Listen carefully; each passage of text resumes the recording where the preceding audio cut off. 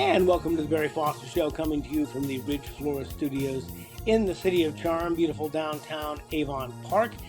Glad to have you with us. And also, I want to remind you, if you have any thoughts, ideas, or suggestions, put them in the comments below so we can show the almighty algorithm that we are interacting with our listeners. And we appreciate the things that you would like to hear or your comments on some of these topics of interest.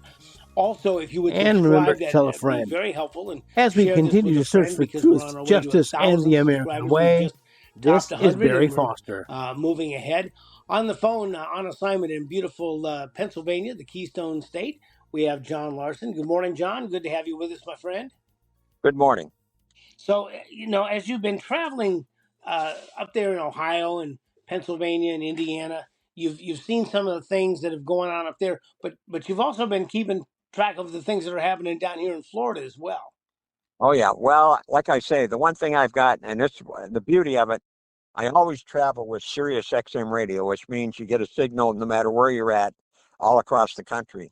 And I listen to a lot of news, Patriot Radio, which is a big news station, and whatnot, and pick up a lot of information from there, and so on. So I try to keep up with what's going on, only because I'm that kind of a person. I'm a news junkie, and I'll forever be a news junkie, and so on. But it's interesting to hear some of the stories, and a couple of them, as you just mentioned at the top, about Florida and what the governor has had to say, but also the fact that they arrested, I think it was 8 people in the state of Florida that were illegally selling CDL licenses to illegal immigrants or illegal aliens. And they had a license, which Lord knows, and I've heard a lot of stories, backstories on this. You've got someone driving down the road with a semi, cannot speak English, all right? And I listened to an interview that on one of Patriot radio stations, it's either Adam Wilkow or whoever, but they were talking to a state trooper in North Carolina, and they were asking him, how much of a problem is it for CDL drivers that cannot speak English? And he said, let me tell you something. He said, I cannot tell you how many accidents I've been to because these guys cannot speak or read English. And so they try to drive these semis in areas where they're not supposed to be. The roads are not made for them. They either get stuck, they have crashes, they roll over, and they're not familiar with the terrain. They're not familiar with reading the signs about, no semis allowed in this location, yet they drive in anyhow, and so on. So it's a big problem. And I'm glad that they unearthed these people in Florida for selling these licenses. And personally, I hope they go away for a long time. Yeah, John, I'll tell you that I remember back in right here in Highlands County, next door over in Hardee County, over in Wauchula, they arrested a guy who was making just regular driver's licenses for illegals who couldn't get them, and it was pretty easy for him at the time because all he had was a printing machine and a laminating machine, and he was able to make these. And he was very upfront. He said, well, they can't get them legally, so we'll just make them illegally so that they've got something to show, and we know that once you have a driver's license, the next step to getting voter registration, and that is not so very far away. So it's a horrible thing for them to be able to do that, but it just shows that many of these illegals have no respect for any of the laws. They're painted as just hardworking, law-abiding people, and the fact is that they're not. And I'm glad they uncovered those. I'm also glad that some of these people stay at the scene because I was talking with a Florida Highway Patrol trooper back in the olden days when I was a radio station news director, and he said if one of those guys hits you, you better sit on them till we arrive. He says because they'll run away. They'll run away. They'll leave the car. They'll leave everything because they don't want to get deported. So the fact that these truckers stay around after the accident is just astonishing. Yeah, and again, we have to take a look at it. And I know that there's a shortage of drivers, and unfortunately, in all of these cases, no matter what profession they're in, whether they're in the slaughterhouses, which a lot of them seem to work there, a lot of them seem to work on construction. Like I think I mentioned last week, that it wasn't that long ago, but ICE raided a major construction of building homes up in the villages and rounded up about 15 or 20 illegals that were on the job site. Yeah, And one. these contractors hire these people for one reason and one reason only. They can get them at a fraction of the cost they would have to pay regular tradesmen. Yeah, I saw this Facebook meme, and sometimes people think of things, and it just really hit home. And it said, if you don't hire illegal aliens, then you won't be affected if they're deported. But it appears that a lot of times they're able to hire these people at a much lower price because Yep. they don't want to they don't want to get deported, so they're willing to work for a little bit of nothing, which brings your price down as well, or maybe not. Maybe that all goes to the developer. I don't know, but certainly it's a problem that now once we get rid of the illegals, we have to get legal people in to those jobs, and that's the next step. Well, absolutely. And over many, many years, the big group that was trying to promote hiring illegals in this country was the Chamber of Commerce. Yes, They yes. were a big, big mouthpiece and a big front in the government to make sure that they keep bringing the illegals into the country and supplement the American workers. One of the factories I ran about now this is 20 some years ago, easily. All right, in Ohio, was the fact that we had a process where we were rubber manufacturer. We would make gaskets and seals, those kind of things, mainly for the automotive industry and whatnot. And the company that bought us out, okay, decided to close that plant. Our average wage at that time was like $8 an hour. Now we had a bonus situation where if they exceeded certain goals, they got a bonus each month. All right. And we did that. We did it and it worked very well.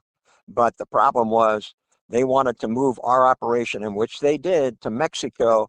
And they brought some of the people in from Mexico to work with our people so they could put our people out of a job. So they were going to work down there for $2 an hour. Our people were making at that time $8 an hour. That's yeah, and that's the thing. And we talked last time about a oil refinery that had made a deal with the cartels and was using smuggled oil out of Mexico, refining it and kicking back part of it. When they first began to look at it, it looked like a regular, oil refining business, nothing to see here. But as they began to look for the money, they began to unpack what was going on. So it's great to see a law and order administration that's sifting down at least into the red states. And now we understand that there is an idea to build what they call the Alcatraz of the Everglades, and they want to take and put a detention facility where boa constrictors and alligators and the swamps will be the natural barrier for escapes. And I did not realize, but this was originally going to be a part of a giant jet port, that the Everglades jet port that they were going to build in the 1960s. I think they got like one runway in before the environmentalists got a stop to it. But now they think that they want to put 1,000-bed prison in there to keep to keep the illegals and other people in down there. So have you heard about that? I did hear that. It was on one of the news channels that I listened to, and I think it's a great idea. I would hope that the federal government and the state government can get together on that plan and actually put it down there, because one of the things that, and I know it sounds after the fact, but I know we want to get all of these illegals, as many as they can, and get rid of them and deport them. But they've got to hold them for a period of time in most cases and whatnot. And where are you going to put all? You're talking millions of people. Where are you going to put all of these people in a holding situation until they are actually deported to their home country or some other country? So yes, they need spots around the country where they can house these people for a period of time before they get rid of them. And it would just seem to me that the idea of guards and high fences and those kinds of things would be less necessary. It would be more necessary to keep the alligators and the snakes out than to than to keep people in. And if somebody thinks that this is a new idea, we don't need to look any further than the Avon Park Correctional Institution, the APCI, which is located in northern Highlands and southern Polk County, which also is out in the middle of a swamp. And there's a there's a lot of jackrabbits and rattlesnakes out around that place that helps keep them in. So this is uh, when they think about it, this is really not a new idea in the state of Florida. No, and I remember the days of Joe Arpaio out in, what was he, in Arizona, was he? Yeah, And yeah, he he was a was in sheriff for Arizona. many years, and he put up these huge tents to house all of the criminals and the illegals and whatnot. Also put them in pink jumpsuits and fed them nothing but peanut butter and jelly sandwiches. And the only channel I think he allowed them to watch was the Weather Channel and so on. So he had a method of you're the bad guy, and I'm going to treat you like a bad guy. Yeah, he was the sheriff of Maricopa County, which at one time was the Polk County of New Mexico, or of Arizona, I should say. And since he has left, that Maricopa County has become a deep blue county, which has been a terrible problem for voting problems and cooperating with the state's uh, the, the state's education and the state's election officials. So it's very interesting to see how when one guy leaves, the whole thing can change so quickly. But he put him in tents. He said, well, if it's good enough for our military, it's good enough for these guys. Right, absolutely. He did not coddle the bad guys at all. And like I say, I think he was the original Grady Judd before Grady Judd became as popular as he is. Speaking of voting, did you see where Mike Lindell has I, essentially won his case against the Dominion voting machines? They were going to sue him for $1 billion, and it got down to like $60 million, and now he faces a fine of 1 million, which he's going to appeal. Excuse me, but for all intents and purposes, Lindell has won his suit, and now he's doubling down on the things that are happening. I can't wait to see if he files a countersuit.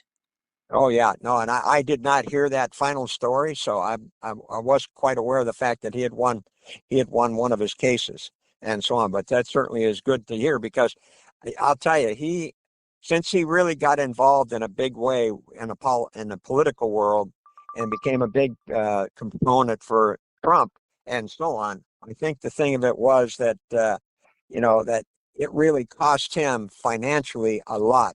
And I really think it hurt his business because when he became a Trump supporter, you know that all the big box stores eliminated his stuff on the shelf. So that really hurt his business in a big way. Yeah, I did, and we have continued as time has gone along to buy things from uh, uh, my pillow because we wanted to keep him afloat, if you will, Hmm. Yep. and Yep. we that's why we continue to get the emails thanking us so much for the support, and he has been able to keep his head above water, and I think now under the Trump administration, what happens when people go woke and see his victory there in court. My pillow may now make a recovery and get back into some of these big box stores. And it's amazing how the economy flexes depending on who's in the Oval Office. And with Donald Trump in the Oval Office, it looks like people are going to be centering in more on American products. Well, I hope so, and like I say, it's good to hear that Lindell has won at least whatever this case entail and whatever the results are. But it's good to hear that he got that because you're right. I have also supported him and I thought in a pretty big way for a single person, and so on. Bought products from him over the course of a number of years, and continue to buy some products from him, and so on, just to try and support him because I do know, like I said, looking at his business situation, he really suffered mightily when the big box stores took his stuff off the shelf. And that was strictly a woke situation and an anti-Trump situation. So hopefully, that whole thing is going to be rectified by getting his stuff back, like you said, getting his stuff back into some big box stores where he can start increasing his sales and start getting his financial feet back under him. Well, John, I know that for many, many, many years you have been a Buy American kind of guy, and on the radio show when we got together, we had some an American-made companies come and be part of the program, and that's something I'd like to start doing here on this podcast. And I'm hoping you'll help me direct me to some of these made in America corporations, and maybe some of these funnel corporations where they have made in America products there, because it's time now as we begin to transition away, especially from China, but for other countries as well, to support the countries, to support the companies that make things here in the United States.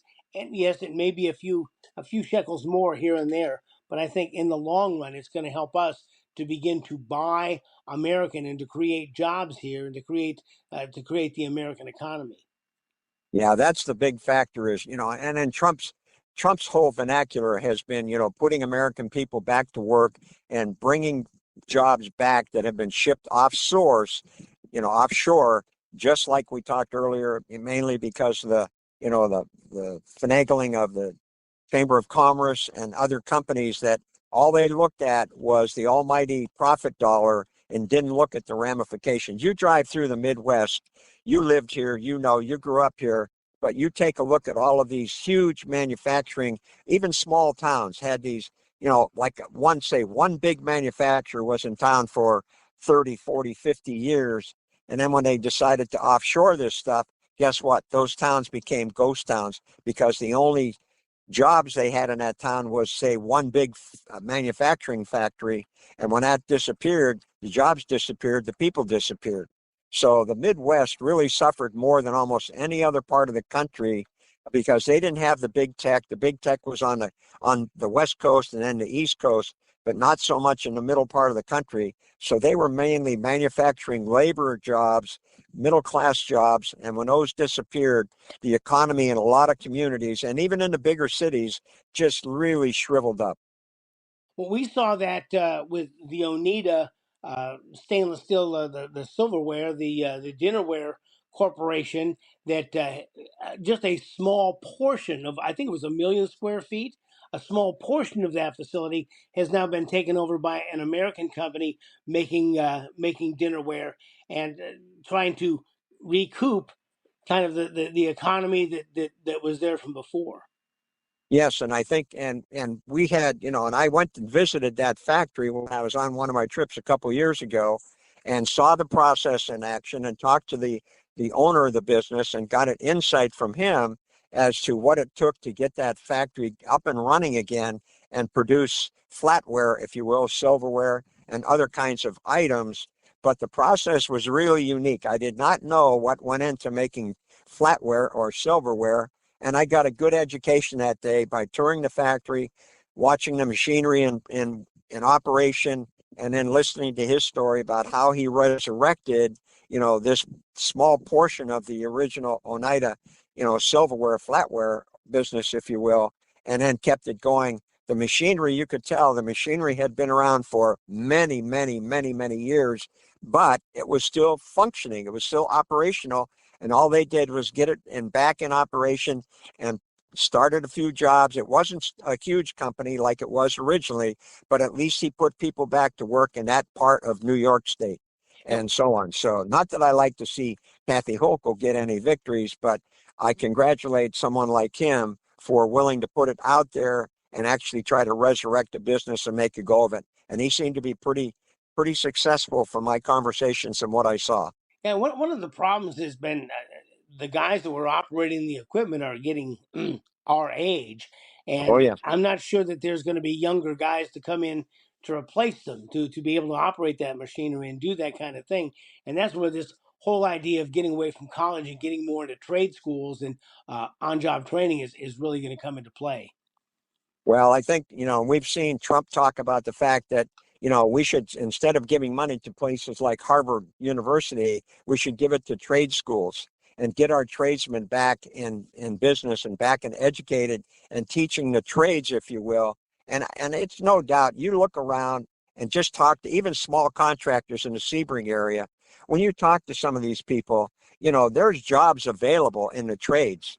It's just a matter of getting people into it And this fascination of you have to go to college is not necessarily a true factor because you can be financially successful if you're a good tradesman. You can make as much money as a college graduate. Most college graduates today don't end up with a job that they went to school for anyhow, Yes, that's true. That is and very so true. on. So I think it's a great idea. So, John, as you travel up there, you've been in Indiana, Ohio, and Pennsylvania. Are you seeing any of these old factories getting repurposed for new Some things? of them, but usually what it is though, because the old factories, especially in small towns where the factory was the thing, and they built these, pick a number, 500,000 square foot factories. Well, someone comes in today and they got to scale back. So they may cordon off a small portion of that facility, like the guy in New York State with a flatware, and say, okay, I only need 50,000 square feet out of this 500,000 square foot facility. But if you can get three, four, five of those businesses in there, maybe not consume all of the space, but a good portion of it, you've put that property back on the tax rolls and you also put people to work and produce a product. So that's the big thing. Especially if one business can feed the other. Well, they say that collaboration is the new currency, so that if you could find somebody who processes this metal and just right next door, then bring it over and be stamped into flatware or whatever, that would be the key. And I would like to, again, I'll say this again, I want to, when you get back, let's talk about getting some made in America people on the phone and talk about some of their products, because right here, I had some coasters made for the Barry Foster show, and 863 Designs made them. And I asked Thomas when he made them if he would just do me a little favor and put no tariffs, made in USA, because tariffs were big at the time. So I think that that's something that we can do to encourage people to buy stuff. We have gone to the $1.25 store and found a lot of made in USA products. There's when you find stuff that's made in China, there's more of them, but that's okay. I'd rather get two for a buck and a quarter and and support America than 10 for a buck and a quarter and send it overseas. And the funny part of it is, and I've made kind of a quasi study of this, when you go in and look and you'll buy an off brand of something, let's say, all right, name versus the name brand, you turn around and look at the ingredients and the percentage of ingredients in each one of them. In a lot of cases, it's almost identical. So you're paying maybe double or triple for something that has the same ingredients in it as the smaller off the shelf or off the, name, not a name brand. And it's kind of interesting when you do this. Oh my God, it's the same thing in here. Yet this is $1.25 or $1.50 versus $3.25. Yeah, So I'm a label reader. Okay. well, and that too, and that's why it's just as well for us to go to farmers market to look for some of our produce, some of the stuff that's made here, that's grown here. I think that uh, it's Trump has wanted to make America great again, and they're making it easier and easier. In fact, I just had on my consumer and business update Jim Killinger on, who was talking about how they are doing away with taxes for rental space for businesses to make it less expensive for businesses to open up in Florida. Trump is doing as much as he can on the federal level to make it easier for businesses to get started. So I think that as some of these things begin to be more expensive with the tariffs coming into the United States, Americans can look and find a need, fulfill that need, and keep the money right here in the United States. Yeah. How has the no property taxes thing going? I have not heard too much more about it. I will tell you that I have been trying to get a hold of Evan Power, who's had the rollback now. Nobody has gotten back to us on that. I did have Ryan Chamberlain on, who was a Florida House of Representatives representative, who was talking about how they are now going to begin to try to get things on the ballot, because all of this is codified in state law, and they'll have the Americans or the Floridians will have to vote to change the state laws to get it so they can do away with those things and look for other ways to finance the county. I cringe because the county commissioners have had no problem with looking at more ways to charge us for things. And his idea is first we have to find these alternative methods of finance that will really get the people who do the uh, do the buying. You know, like a consumer tax. We've talked about the flat tax where it is all 10% on goods and services. The more you consume, the more you pay, Hmm. and so people who are arguably consume more, who buy more expensive things, will pay more taxes. People who don't consume as much, who buy less expensive things, they pay fewer taxes. And he's talked about this. It's moving along slowly but surely. And John, you and I both know how the wheels of government turn, Oh, yes, ever so slowly. ever so slowly. But we're, Yes, ever so slowly. we're going to keep people informed about that. I need to call Rep Chamberlain back again and talk to him a little bit more.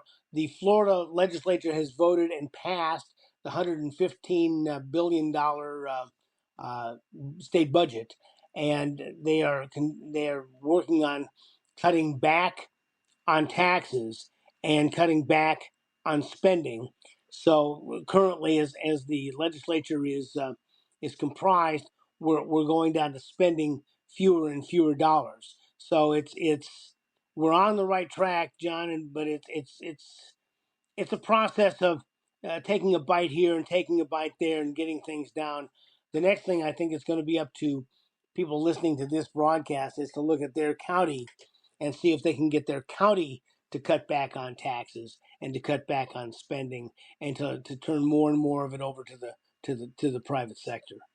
Oh yeah, absolutely. And I think the other thing will be that, I think didn't the governor want to initiate a Doge situation within the state of Florida? Yes, there's one going on now that they are Right. beginning to look into spending. And I think we talked a little bit earlier about how following the money has been leading the federal government and I think also the state government. And I would hope even on the local level, the local government would begin to find places where money has not been spent the way that it should have been spent. I mean, we've seen some of the big things like USAID and some of those things, but I think that as they begin to follow the money on these things, that's when they're going to begin to unravel some of this stuff.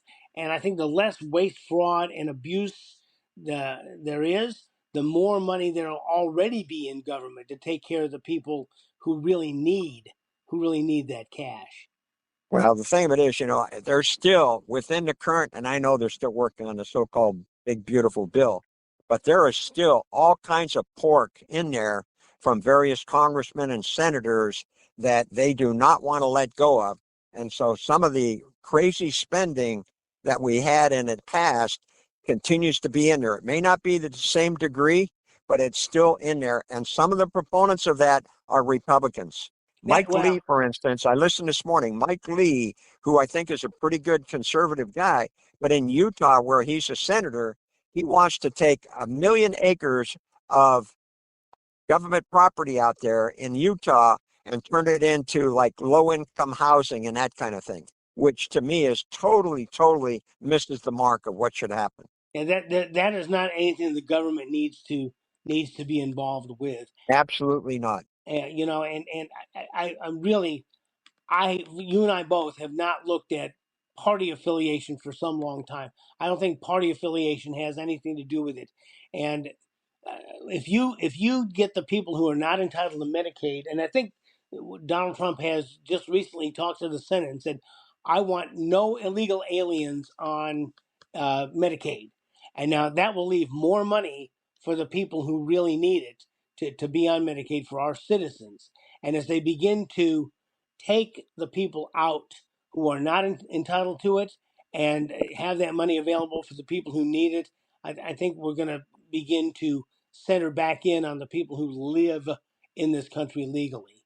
Well, absolutely. And I think the other thing I heard yesterday was I think there are still 1.5 million illegals collecting Social Security benefits.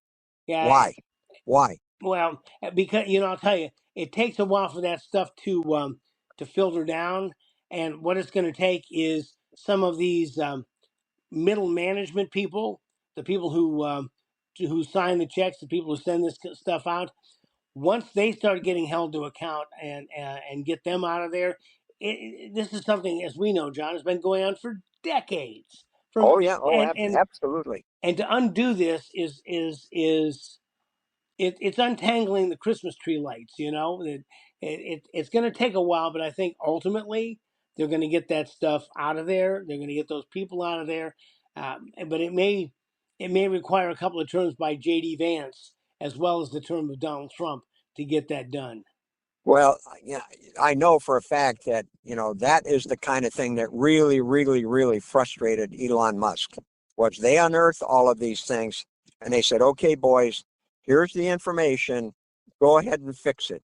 And now trying to wean these guys off of it is like trying to take away their candy or something, because they are so affected and so ingrained in getting money to spend on these pet projects, which I don't know how any American citizens serving in Congress would say that it's okay for us to spend $1 billion to run some kind of a LGBTQ program over in Ukraine or some other foreign country. That makes absolutely no sense at all, except that someone's getting a piece of the pie. Oh, we saw how that works, and Elon Musk outlined how that's a big circle of money which ends up back in somebody's pocket in the United States, and it's my personal opinion that that's one of the reasons that they have funded these big protests and worked so hard to throw stumbling blocks in the way, is because they are losing their money.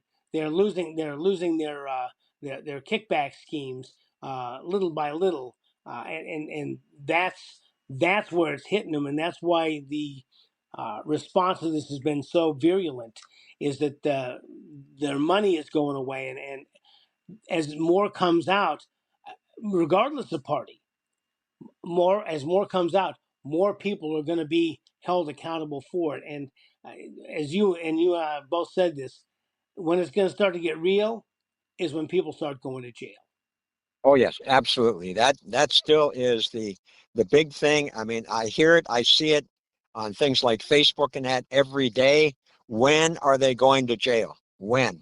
And that seems to be the big. And I know there's a lot involved. You just can't throw somebody in jail, because with the crazy court system we've got in this country today, there's judges all over the country that are willing to undo the very best thing that you have, that you want to put in place, is being kicked to the side of the road by these judges, and delaying factors and causing the government to have to continually go to court to try and get these things overturned.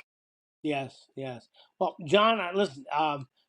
Keep us informed as you go around. Do some research up there, and we'll be talking again soon. And I really appreciate your updates up there from the north. Well, okay, thank you, and we'll give you another bit of information on another day. Great racing. Hope you have great racing tonight, my friend. We Hope need some sunshine. That's what we need, is some sunshine. we'll pray We some get that, we'll sunshine. be okay. You've been listening to the Barry Foster Show, coming to you live from the beautiful downtown Avon Park, the city of charm, and the Ridge Florist Studios. If you have any thoughts, ideas, or suggestions, please put them in the comments below, and we'll get back and let the algorithm know that you're interacting with us. Please subscribe if you haven't, and remember to tell a friend. As we continue to search for truth, justice, and the American way, this is Barry Foster.